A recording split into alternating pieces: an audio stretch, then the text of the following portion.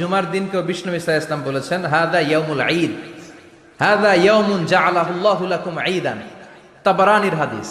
বিষ্ণু বলেছেন এটা এমন দিন যে দিনটাকে আল্লাহ তাআলা তোমাদের জন্য ঈদের দিন হিসেবে ঘোষণা দিয়েছেন। পড়েন আলহামদুলিল্লাহ।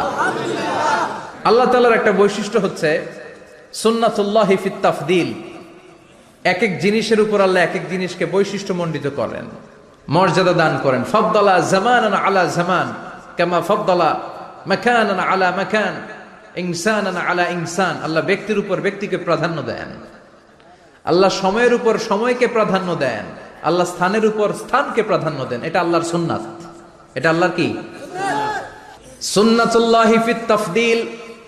ফাদ্দালা জামানান আলা জামান কামা ফাদ্দালা মাকানান আলা মাকান, ইনসানান আলা ইনসান। পৃথিবীর সব মানুষগুলো এক রকম নয়, এক মর্যাদার নয়। আবার লক্ষাধিক নবী